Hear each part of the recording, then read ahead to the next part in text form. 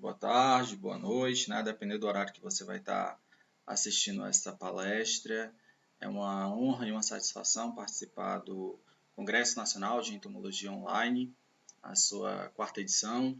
É um prazer, né? Trazer um pouquinho sobre um tema que já há algum tempo é área de pesquisa. Então, para quem não me conhece, vou me apresentar inicialmente, né? Eu me chamo Jorge Souza. Sou engenheiro agrônomo, doutor e mestre, né, em fitopatologia, e aí boa parte do meu doutorado foi justamente com nematóides, né? Então é uma área interessante porque por mais que eu tenha estudado muito voltado para a fitopatologia, dentro da nematologia é uma área bem maior, né? Ela permeia outras grandes áreas e uma delas a gente vai estudar, a gente vai poder aprender aqui um pouquinho hoje, que são os nematóides entomopatogênicos, que a gente vai ver hoje, né, que é o título da nossa palestra, como biocontroladores naturais no manejo integrado de pragas, né? Então, o famoso MIP, como é que a gente pode utilizá-los e, né, fazer uma eficiência no nosso manejo adequado a depender de qual praga que vai estar presente. Então, esse é o título da nossa palestra. Eu espero que a gente possa, né, ter um bom embasamento, como posteriormente também surtir algumas dúvidas que, se não forem totalmente sanadas aqui, que eu espero que grande parte seja, mas despertar aquela curiosidade, a gente vai ter bastante material aqui para ser consultado posteriormente, como também ter meu contato para aqueles que queiram, né, se enveredar dentro dessa área. Bom, inicialmente não tem como a gente falar, né, que alguns já podem ter ouvido falar, mas a gente precisa de algumas definições, né? Essas definições, elas servem para a gente ter uma estrutura, né, uma base de, primeiramente, entender alguns conceitos bem basiquinhos. Primeiro, que são nematóides. Não tem como a gente falar dos entomopatogênicos se eu não sei nem o que é nematóide. Então, os nematóides, né, olhando a etimologia da palavra em si, nema, né, vem da origem de quê? De linha ou fio, e o oides, o finalzinho, é em forma. Então, são organismos, né, já pela origem do seu nome, que tem um formato de linha ou fio. Alguns, né, alguns indivíduos, principalmente alguns gêneros fitopatogênicos, eles não vão ter basicamente essa linha ou esse formato, né, de fio durante todo o seu ciclo de vida. Mas os que a gente vai estar estudando hoje, vocês vão ver qual é a característica deles, né, desses indivíduos, de terem a presença dessa característica. Bom, aqui a gente tem um geralzão para que a gente possa entender o que são eles, né? Inicialmente, a gente pode observar o quê? Que eles estão presentes em diferentes habitats. Pode estar no terrestres, aquáticos. Todas as plantas podem sofrer, né? Aqui quando a gente fala daqueles que são fitopatogênicos.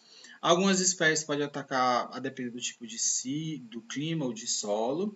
Isso é interessante porque a gente vai entender que boa parte dos estudos é voltado para a área dos fitopatogênicos, mas eles são uma parcela pequena. A gente tem outros nematóides, dentre eles o que a gente vai estudar hoje. Então, eles também estão dentro dessas áreas que a gente está comentando aqui. São seres microscópicos, né, com corpo cilíndrico ou filiforme, que a gente já combinou bem no início, que é justamente por conta dessa característica padrão é que eles têm essa nomenclatura, ele prejudica as culturas, atacam parte aérea e subterrânea.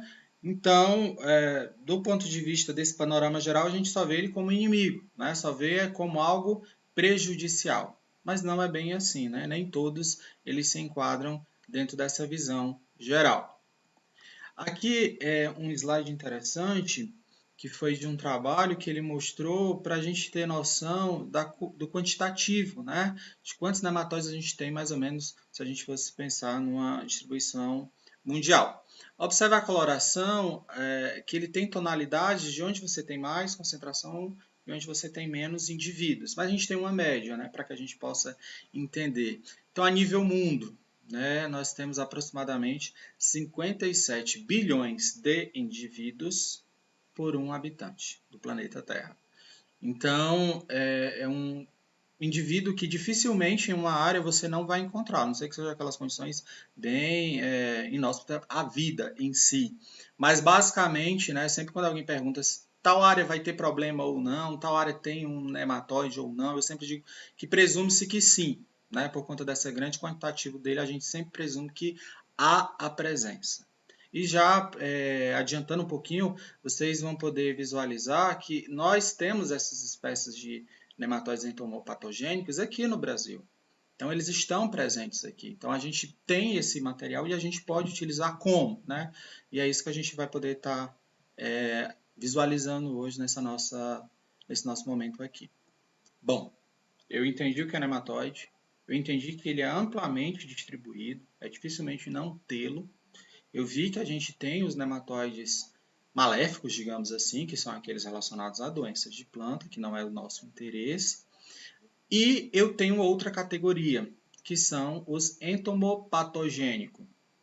Sempre quando a gente tem uma curiosidade de saber, né, de qualquer coisa, eu sempre tento entender a nomenclatura. A nomenclatura, ela responde, né?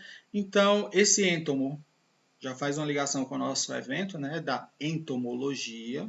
Então, a gente está falando que são nematóides que eles vão ser parasitas, né, de insetos, da parte da entomologia, e a gente tem a parte do que? Patogênicos.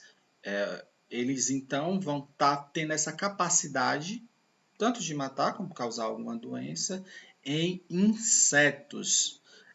Você vai ver outros tipos de nomenclatura que às vezes eles podem estar utilizando, principalmente siglas, mas a gente vai padronizar chamando dos NEPs, né? Os nematóides entomopatogênicos. Então, como eu posso utilizar esses nematóides? De maneira geral, a gente tem algumas características padrão dentro dos NEPs, né? Dos nematóides entomopatogênicos. Eles são organismos parasitas, possui uma complexidade na interação parasita-hospedeiro, e isso foi ao longo desse processo de interação entre o inseto e o nematóide. Há estudos que comentam, que tratam especificamente de cada gênero, para você entender como foi a coevolução dos parasitas e dos hospedeiros. A sua utilização também está dentro da medicina veterinária. Então, a gente vai encontrar diversos trabalhos lá tratando de alguns carrapatos presentes, principalmente em bovinos, que você pode fazer a utilização de um nematóide para fazer o controle desses indivíduos. Então, é uma das suas propriedades também, né, que a gente pode estar como utilização de uma aplicabilidade dos NEPs. E outra característica muito importante deles é que eles são bioinseticidas. Então a gente pode utilizar esses organismos justamente para fazer o controle dessas pragas, né? Aí alguns já podem ter essa noção de o que é praga, o que não é, e a gente daqui a pouquinho vai também visualizar e aprofundar sobre esse tópico. Praga agrícola, você vai encontrar diversas terminologias, diversas definições. Eu trouxe aqui uma bem simples, né? E seria nada mais do que compreender uma população de organismos, né? Ele compreende uma população de organismos que é capaz de causar dano às plantas. Tanto as plantas como seus subprodutos, né? Quando a gente está falando somente dos frutos em si, quando não é apenas na espécie arbórea ou vegetal, enfim, que a gente esteja tratando. Esses danos dessas pragas, eles podem ocasionar tanto no seu rendimento quantitativo, quanto da parte de vista qualitativo, né? Na qualidade dos seus produtos. Ninguém vai querer adquirir um produto que a sua estética, a sua fisionomia demonstre que foi atacado, né, por uma praga. Então, é prejudicial desses dois pontos de vista. Então, isso é uma praga agrícola e dentro dessa praga agrícola a gente tem diversas estratégias de controle. E uma delas que a gente vai ver que a gente pode empregar é utilizando os NEPs, nematóides entomopatogênicos. Bom, hoje em dia, né, acho que a gente não precisa nem bater muito na tecla em relação ao controle químico, mas já é visualizado isso não é uma fala minha, não é uma fala que você vai ver em alguns palestrantes, de maneira geral, que a gente está procurando alternativas ao controle químico. Né? A gente sabe que o uso descontrolado, não sou daqueles que criticam que não tem que utilizar, acho que a utilização ela é necessária, porém ela tem que ser feita de maneira eficiente, de maneira controlada. Né? A gente tem produtos que demoram muitos anos para ser autorizados a sua utilização e, infelizmente, vem um produtor e acha que, porque aplicou em cultura A, vai aplicar em cultura B e sai ocasionando problema. Como também a gente sabe as problemáticas do uso contínuo do controle químico. Então, a gente tem, né, muitos trabalhos que tentam fazer essa guerra entre um controle químico e não, vamos só utilizar o controle biológico, né? E hoje a gente vai querer ver um pouquinho de como é que a gente pode conciliar, né, não abandonando 100% o químico, mas fazendo a inserção do controle biológico por meio dos NEPs. Bom, como foi comentado bem no título, a gente vai tratar a sua utilização dentro do manejo integrado de pragas, né? Esse manejo ele utiliza diversas estratégias, quais o controle cultural, o controle variental, você pode escolher quais são as variedades que você vai estar utilizando. Obviamente que na região norte pode ser uma, na região sul pode ser outra. Vai depender, né, do seu objetivo. O controle químico ele não é abandonado. O controle genético, né, a gente também pode empregar e o comportamento, né, também dentro do controle comportamental. E, obviamente, o que tem, né, crescido, os olhos, né, principalmente da indústria de produção de agrodefensivos, são os controles biológicos, né, que eles empregam algum tipo de organismos que possa ocasionar algum controle, manejo, a depender se for doença, se for praga, no caso aqui a gente está estudando apenas praga. Então, dentro das pragas, a gente, dentro desse objetivo do controle biológico, nós podemos empregar os NEPs, os nematóides entomopatogênicos. A gente já viu que ele tem a capacidade ou de ocasionar a morte do hospedeiro ou de ocasionar a doença. Então, se eu tenho um organismo que está prejudicando a minha cultura e eu posso aplicar algo que vai ou matá-lo ou causar alguma doença, que isso com certeza vai influenciar no seu ciclo de reprodução, então eu vou diminuir essa população, então eu vou produzir mais, eu vou produzir com mais qualidade. Então é interessante a utilização de todas as ferramentas possíveis. Bom, e dentro dos nematóides entomopatogênicos, observe que a gente falou lá no início que a gente tinha 57 bilhões de indivíduos, né, por ser humano.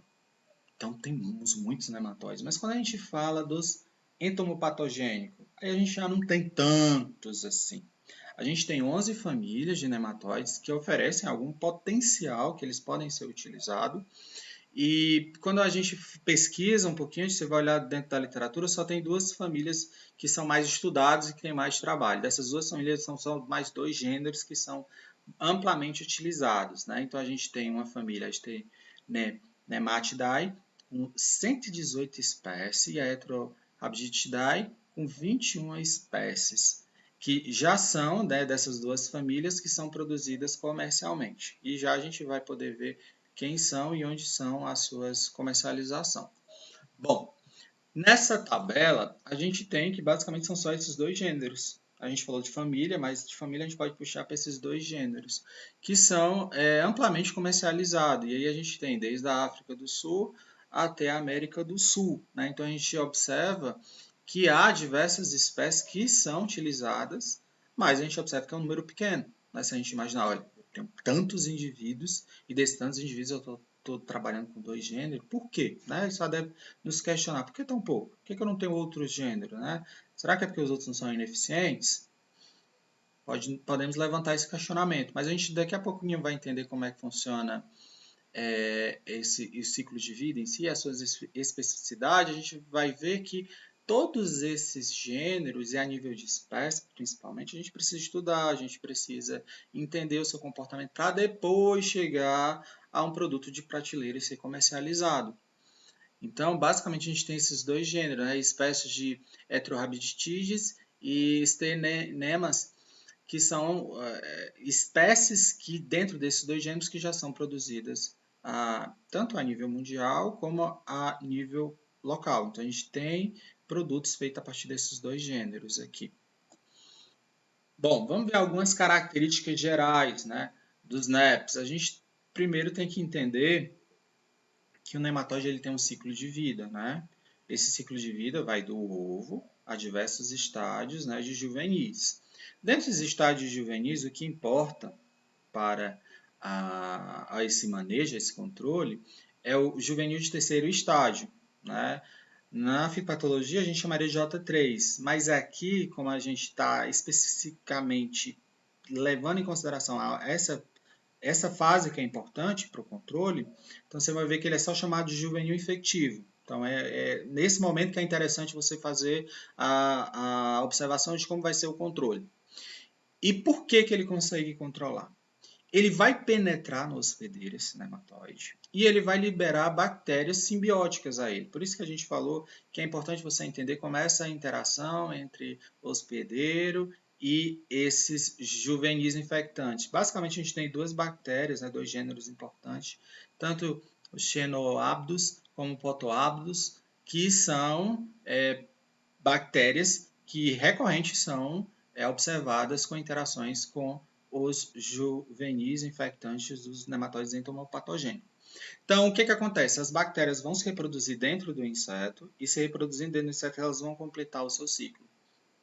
E quando ela completa seu ciclo, vai ocorrer algum problema para o hospedeiro. Né? E o que seria? A gente tem aqui a visualização de uma imagem, que é muito interessante, que aqui a gente chama de juvenis infectantes, né? A gente bota J3, desse processo, né? Iniciando aí com, ele vai localizar e vai infectar um hospedeiro, vai liberar essa bactéria na hemolinfa, posteriormente o hospedeiro acaba falecendo, na literatura você vai ter 24 horas, 48 horas, vai depender de qual gênero e qual espécie, e posteriormente o J2, o J3, perdão, ele vai continuar o seu ciclo de vida, vai se desenvolver, vai se reproduzir, e posteriormente, quando acabar os recursos, eles vão procurar um novo hospedeiro. Então é um controle que, quando a gente realiza de maneira adequada, você vai estar escalonando. Você pode colocar uma população X, depois essa população pode estar 10 vezes, né, quando ele vai se multiplicando, a partir do momento que ele vai encontrando esses hospedeiros.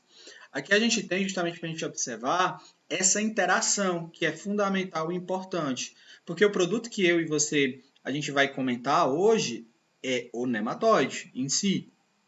Mas quem é responsável, quem a gente consegue fazer com que tenha uma efetividade, é a bactéria. A gente precisa que essa interação ela esteja ocorrendo, a gente precisa da presença da bactéria para que seja facilitado esse processo do parasitismo e que tanto a gente possa ocasionar a morte da praga ou do inseto padrão. Aqui a gente tem a visualização de como é essa interação e uma fotografia da visualização no inseto do nematóide. Então, nessa visualização aí de 50 micrômetros, depois de 10 micrômetros, como é a sua visualização. Outro ponto importante é que, como a gente está falando, né, do controle de pragas, do controle de qualquer outro organismo vivo, a gente não tem uma receita de bolo fechada, não tem como dizer, olha, vai acontecer conforme os ingredientes que eu estou colocando. Porque os ingredientes que eu estou colocando, aquilo que é formulado, eu tenho controle na minha embalagem. Mas quando eu coloco no solo, não vai ter apenas a presença dos indivíduos que eu estou adicionando. A gente tem outros organismos. Então aqui é interessante esse trabalho que ele mostrou quais são os organismos, né, os quais os nematóides entomopatogênicos, eles vão ser expostos quando eles estão aplicados aos solos. Então a gente não tem que imaginar que não há interação com artrópodes, com outros tipos de organismos, com os próprios nematóides de vida livre, né? Como também a gente vai ter alguns fungos, algumas outras bactérias que vão estar interagindo e essas interações podem ou potencializar o seu efeito ou podem reduzir o seu efeito. Então a gente também tem que entender que quando a gente faz essa aplicação, a gente tem que analisar como é que está aquela condição, como é que ele está conseguindo. Ele é um persistente ou não é persistente, a depender da tua área. É, né? Um trabalho muito individualizado. Esse diagrama é interessante porque ele mostra justamente essas observações, da gente entender que todos esses fatores bióticos eles vão influenciar tanto na parte da sobrevivência, na movimentação, na parte da localização de um hospedeiro em si, a reprodução, que é extremamente essencial, porque não adianta eu introduzir ele na minha área e ele não permanecer, né? Se ficar só aquela geração, se ele não conseguir fechar o seu ciclo se reproduzindo. Então eu preciso com que ele faça e tudo isso vai ser influenciado por outros fatores. Então é importante, né, que dentro da tua área a gente faça um levantamento prévio. Aí você pode dizer, esse levantamento deve ser super fácil, mas é uma outra problemática que a gente tem aqui a nível Brasil. Mal temos laboratórios que fazem análise, olha aí, mal temos laboratórios que fazem análise desses organismos maléficos. Fungos, bactérias, esses organismos fitopatogênicos, né? Nematóide nem se fala. Aí você imagina, agora eu vou ter que ter um laboratório que analise toda a nossa a microbiota que está ali presente naquela área. Então é mais visualizado que a área da pesquisa, né? É um instituto, é uma universidade que vai ter esse interesse. Mas para o pequeno produtor, será que ele vai conseguir? Então quem é que teria que partir, né? De quem teria que ser esse interesse de implementar e fazer com que a gente pudesse fazer essa introdução? Né, seriam mais as empresas que produzem, né, que teriam mais recursos. Então, seria muito interessante que a gente pudesse ter essa possibilidade de entender como ocorrem essas interações com outros organismos, né, a nível regional mesmo, se fosse possível. Vamos entender como é que ocorre aqui no Nordeste, como é que ocorre aqui no Sudeste, e por aí vai. E a gente está falando, né, pode parecer que alguns de vocês nunca tenham ouvido falar desses nematóides, mas é uma área de pesquisa que tem mais de 30 anos. Então não é algo que assim, começou agora. Não, tem mais de 30 anos. Vamos agora, dentro das características dos nematóides entomopatogênicos, ver alguns mecanismos de ação, né? Então eles vão entrar através de aberturas naturais, boca, ânus, espiráculos, vão liberar essa bactéria, lembra que ela vai fechar o seu ciclo dentro do hospedeiro e basicamente ela vai matar por septicemia, que nada mais do que seria uma infecção generalizada. Então ela vai se alimentar e reproduzir dentro do seu indivíduo. Alguns pontos importantes em relação à especificidade. Os nematóides entomopatogênicos, eles têm uma ampla gama de hospedeiro, mas eles vão ter algumas especificidades a depender do gênero, a depender a nível de espécie. Então, alguns vão atacar diversos tipos de insetos, outros não. Então, eu preciso entender qual é a minha cultura que eu vou controlar, né? Outro ponto importante é que a gente pode estar pensando, bom, e não há nenhuma correlação entre os nematóides patogênicos, que é o que a gente, quem é da agricultura, quem produz, não quer que eles estejam presentes, com os nematóides entomopatogênicos, né? Ele só serve para praga? Há alguns trabalhos, né? Isso, a gente tem pouco trabalho, a gente precisa ter bem mais pesquisa relacionada a isso, que demonstram, até essa imagem ilustra, com o carro-chefe, né, da fitonematologia, que seria o nematóide das galhas, né, o do gênero Meloidogene, que quando você tem numa mesma área a presença dos NEPs, esses nematóides patogênicos, eles não conseguem ir, né, para essa planta que está tendo uma interação com uma área próxima desses nematóides. Então, pode ser que, olha, uma pesquisa futura a gente possa ver, a gente não consegue controlar apenas pragas, mas também doenças. Né? Então, é interessante esse mecanismo. Como eu comentei, a gente não tem muito trabalho, mas eu achei bastante interessante esse trabalho de Lee, que foi de 2022, que ele mostrou justamente a relação da movimentação.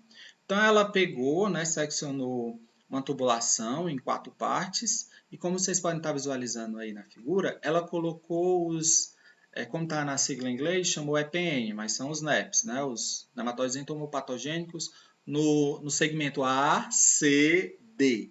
E colocou o nematóide das galhas, a sigla em inglês fica RKN, que seria no segmento C.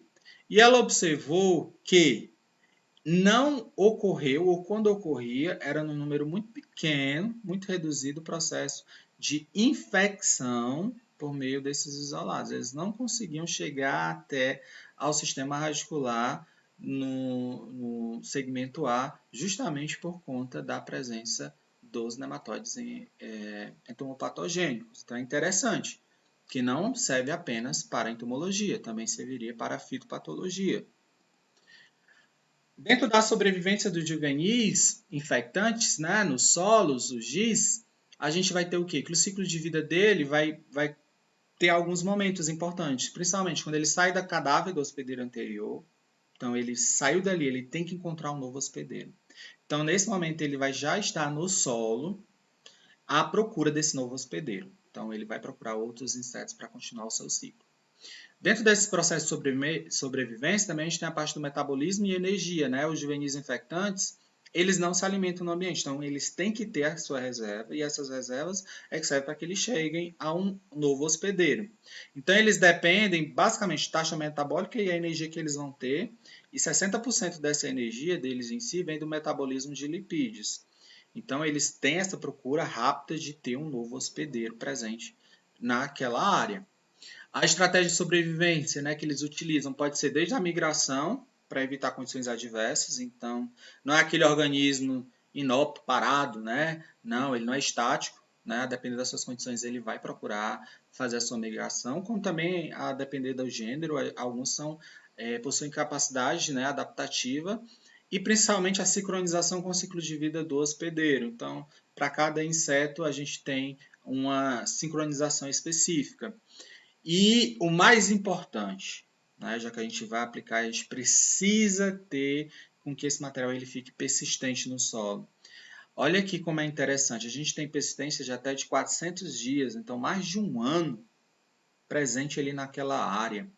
A persistência vai depender também da densidade do hospedeiro, obviamente se você tem mais hospedeiro, vão se multiplicar mais. Como também a gente tem aqueles fatores abióticos, né? A gente comentou só dos bióticos, mas os abióticos também influenciam a temperatura, a umidade, né? Quando eles são muito expostos às luzes UV. Tudo isso vai estar influenciando dentro dos fatores abióticos. E os fatores bióticos, a gente mostrou até aquele diagrama anteriormente, que todos influenciam também o processo de persistência. Mas olha aqui, ó, vocês sabem que você vai aplicar um produto, ele vai ficar um ano, né? No mínimo. Então, a gente está falando aí a média de 400 dias, né? Então, quando você tem um sistema de cultivo que é sucessivo numa área, é muito interessante a gente fazer a sua implementação.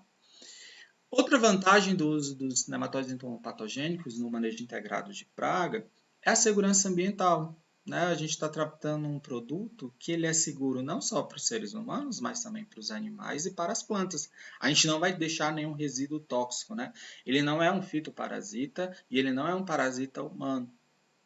A sua eficiência também, porque a gente vai ver que há alguns locais onde os ambientes você não consegue mais fazer o manejo adequado com o pesticida química, né, com o agrotóxico, você vai conseguir fazer com a utilização dos NEPs. Então é muito importante essa observação.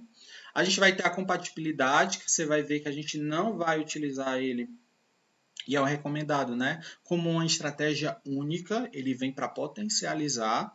Então a gente vai poder utilizar outros métodos de controle, principalmente é interessante que a gente comentou anteriormente no controle químico, né? A gente vai ver até um exemplo que eles podem potencializar os seus efeitos e a persistência no ambiente, né? Então, dependendo das condições ambientais, esses nematóides entomopatogênicos, eles podem persistir no solo a longo prazo. Então, mesmo que você tenha esses ciclos, né, hora aumenta, hora diminui as pragas em determinada área, você observou que é 400 dias, então ele vai persistir no mínimo um ano. Né? Esse 400 dias que ele está falando, isso é dentro do processo dele, sem encontrar um novo hospedeiro. Obviamente, se ele tiver um hospedeiro, ele vai persistir bem mais tempo, né? Porque ele vai continuar o seu ciclo, ele vai continuar esse processo. Aqui a gente tem alguns exemplos práticos daquilo que já vem sendo feito, da utilização dos NEPs no MIP. A gente tem a cigarrinha, controle da cigarrinha da pastagem, da lava de besouro, escarabideídeos, o do TRIPS, do controle de lagartas em frutíferas e leguminosas. A gente vai observar aqui alguns estudos de caso para vocês poderem visualizar como é o controle utilizando esses NEPs. Bom, eu não vou fazer propaganda de marca, mas assim, por mais que eu falei, tem mais de 30 anos. Aqui no Brasil a gente só tem 3 produtos registrados. Então, assim, né? É benéfico, é um produto bom, persistente, mas a gente não tem muitos produtos. Então, esse produto aqui, eu só coloquei a referência, né? Porque já que esse material gráfico foi feito pela Coppet. E olha aqui a espécie que ele tem bem destaque, né, do lançamento de NEPs, Steneman capsai. Ele é um bioinseticida, ele vem dizendo revolucionário à base de nematóides entomopatogênico, vivo, com eficiência agronômica comprovada. E aqui é muito interessante que esse produto é para o controle, né, do bicudo da cana-de-açúcar.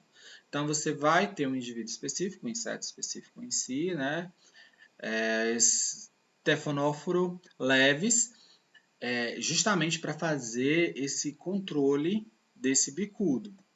Eles colocam também, achei muito interessante, como seria, né? Esse produto deles em si é para ser pulverizado em sucos de plantio, né? Bem interessante. Então você vai ver que apesar de eu dizer que no Brasil só tem 3 no mundo, a gente tem bem mais e cada um tem a sua estratégia diferente, como é a formulação. Desse aqui é a partir da pulverização. Posteriormente, os nematóides aí, ó, eles vão encontrar as larvas e encontram seu corpo e eles entram no seu corpo através dos orifícios naturais. Tudo que a gente já comentou anteriormente. Posteriormente, lá no 5, ó, os nematóides deixam o corpo dos insetos e podem contaminar novos insetos, fechando o seu ciclo. Então, o que a gente observa? Né? A gente já tem esse produto. A gente já pode fazer a sua utilização. Porém, a gente está vendo aqui apenas esse produto ele foi registrado apenas para o bicudo, não. Tem para mais duas pragas, perdão. Porém, ele poderia ser utilizado para outras pragas também, né? Então, a gente tem que ter estudo. Não é simplesmente achar que um produto é eficiente e sair lançando, né? Tem toda uma demanda tem uns pré-requisitos, né, para que a gente possa fazer a sua utilização dentro do MIP. Bom, dentro do exemplo de uso, olha aqui como é interessante que esse trabalho foi controle de escarabeídeos em cana-de-açúcar e ele foi tratado com 2 inseticidas e um isolado, né, do gênero Steinenema. O que é observado? Quando ele é isolado, a gente, nessas 3 primeiras colunas, observa que ele obtém, né, a menor redução dos 3. Né? Isso é olhar estatística, apenas a gente vê na redução. Quando a gente observa, né, que aí você tem uma setinha, tanto a esverdeada como a de cor rosa, desses 2 produtos químicos, há uma redução mais acentuada do que a utilização isolada do nematóide entomopatogênico. Então, a gente pode entender o quê? Que aqui a gente tem, né, um incremento de 2 controles, o químico com o biológico, observando uma redução bem mais acentuada do que você utilizar esses 2 produtos de maneira isolada. Aí vocês podem questionar, para todo mundo vai ser assim? Não. Cada caso é um caso e precisa ser estudado. Então, é uma área que nem a gente comentou, tem mais de 30 anos, mas tem muita coisa ainda a ser estudado.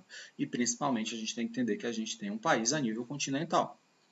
Não tem como eu achar que, por exemplo, esse inseto que é controlado em condições lá na região sudeste vai ter o mesmo resultado aqui na nossa região, no caso da minha localização na região nordeste. Não é assim que funciona. Né? Precisa também ter um estudo aqui para a gente ver. Será que se comporta de maneira igual? Não sei. Pode ser que sim. Pode ser que se comporte melhor ainda, né? Então, por isso que a ciência ela precisa avançar para que a gente possa ter esses resultados para apresentar a quem realmente tem interesse, que são os produtores agrícolas.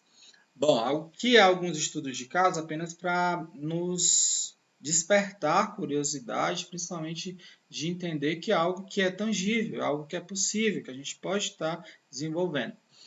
Esse artigo, né, de Brida e colaboradores, ele fez justamente um levantamento de quais nematóides entomopatogênicos estavam presentes em áreas agrícolas. Então, basicamente trabalhando aquele conceito, principalmente no controle biológico das biofarmas, que é o que? Eu vou reproduzir ou produzir aquilo que eu já tenho na minha área. Eu não preciso que venha um nematóide entomopatogênico lá de um país europeu ou do continente norte-americano. Não, eu vou pegar o que eu já tenho e vou potencializar. Então, ele fez esse estudo e eles encontraram 4 espécies desses nematóides entomopatogênicos.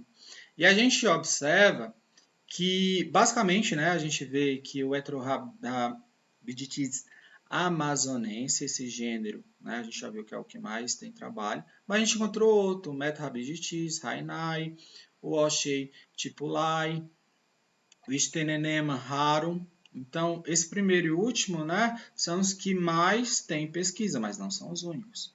A gente tem outros aí que foi esse estudo, ele mostrou que podem ser usados, implementados nas nossas áreas de cultivo agrícola no nosso país. Bom, e será que controla mesmo, né? A gente pode estar pensando, será que isso aí não é muito condições de laboratório? Então, eu peguei um trabalho aí de 2022 que foi contra a lagarta do cartucho, né? Aí já numa cultura agrícola anual, uma cultura bastante importante, né? E a gente vê o quê? Que utilizando aquela mesmo gênero, né, que basicamente tem a maioria dos trabalhos, a Heterohabitite indica, no caso esse NEPS que foi utilizado, ele ocasionou 100% de mortalidade das larvas do inseto. 100%, não ficou 1. Então, olha como é um controle eficiente.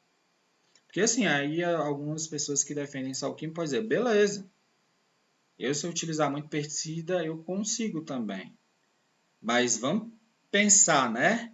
Quais são os perigos da aplicação para que eu consiga atingir 100% utilizando o químico e esse mesmo 100% com o biológico? Será que tem o mesmo perigo?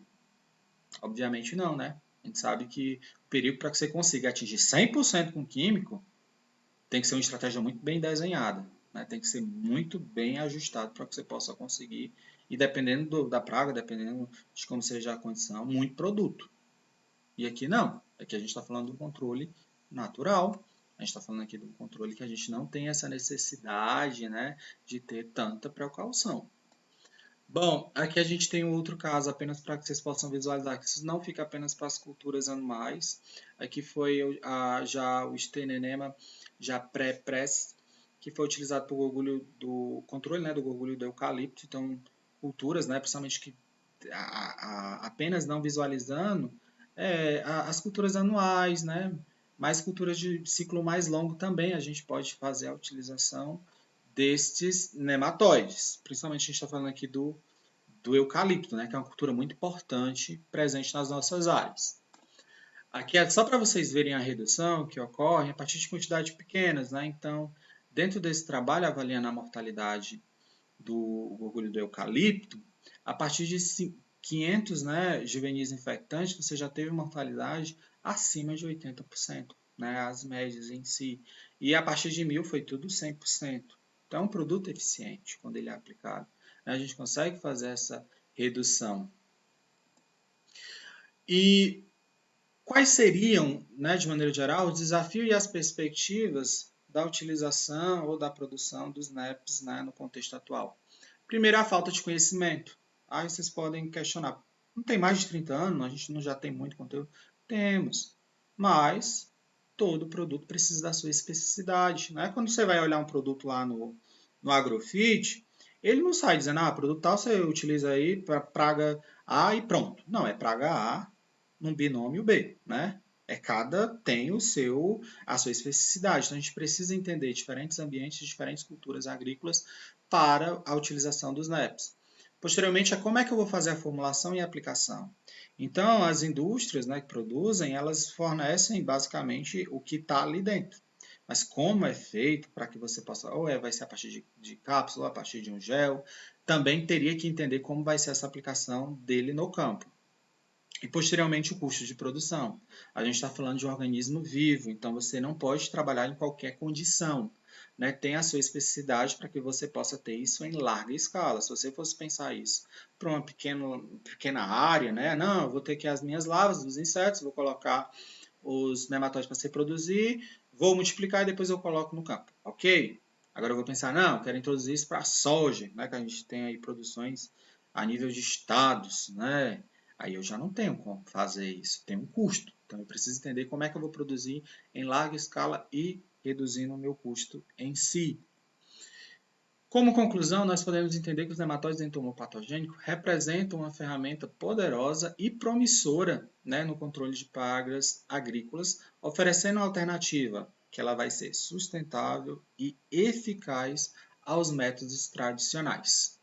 Eu espero que todos tenham entendido, né, essa temática que nós trouxemos para despertar. Né? Acho que o principal é quando a gente sai pensando como eu posso utilizar, né, essa ferramenta, e os NEPs eles estão aí. a gente viu que a gente está falando só de 2 gêneros, né? De um nematóide que está altamente presente nas áreas. Então, a gente precisa entender, precisamos pesquisar mais.